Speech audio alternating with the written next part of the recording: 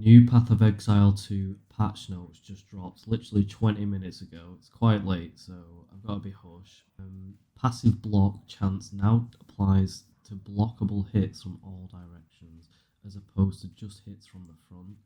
Player size is now set to 0 units while dodge rolling instead of 1 unit. Some smaller monsters can now be pushed while dodge rolling. This includes monsters such as the Adorned Beetles in Keth. Inscribed ultimatums and Jin buyers now display whether you will obtain ascendancy skill points under completing the Trial of Chaos or Trial of the Sakimas respectively. Removed world map pins for encounters that were not from specific locations in areas, i.e. from monster drops. Improved attack in place behavior, thank god.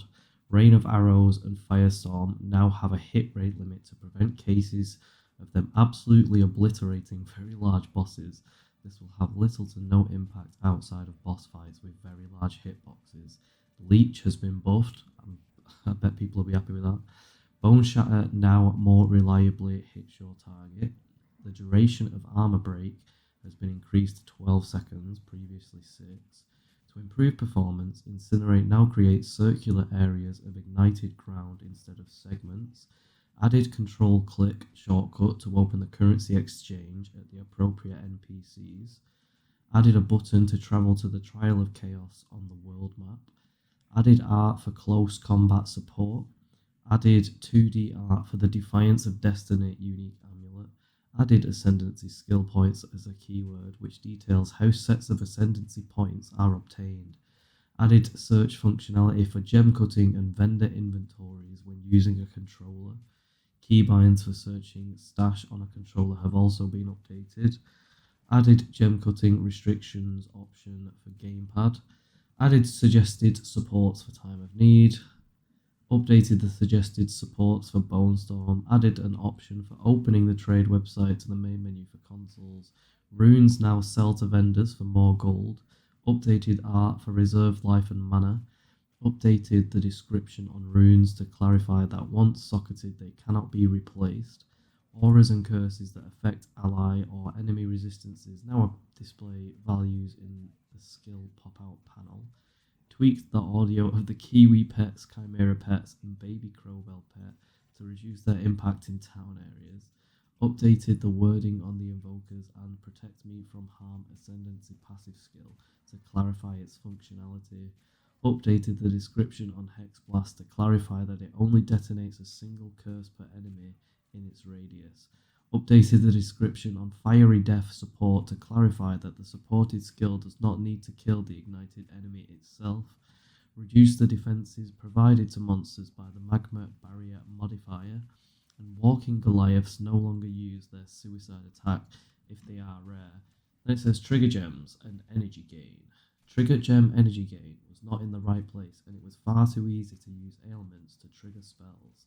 One problem with the previous system is that if we balanced it to make triggering happen in boss fights, then the triggering would happen far too often during clearing. In order to address this, we are now making monster power part of the calculation for energy gain. This means that it's far easier to trigger skills from unique monsters than it is from normal monsters, but you also hit many more normal monsters when fighting. Another issue was using low-level skills with unconditional ailment applications such as Flame Wall to ignite enemies for triggering. In order to make the source of the ignite matter, we are making the energy gain be dependent on the strength of the ignite. We have also rebalanced all energy gain across the board. Ultimatum changes. Generally improved balance across the board with ultimatum monsters, bosses, and modifiers, mostly targeting outliers that were too difficult and bringing them in line. The monster density of ultimatum counters has been made more consistent.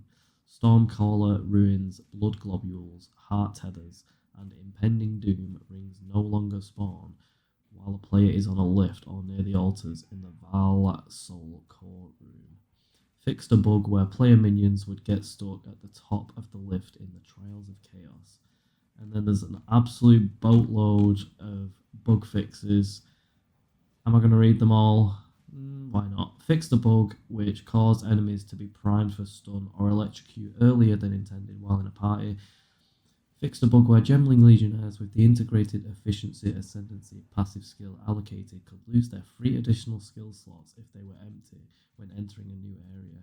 Fixed a bug with party member reviving when using WASD input where you could revive party members from too far away. Fixed a bug where waystones found have a chance to be a tier higher on the Atlas passive tree wasn't working.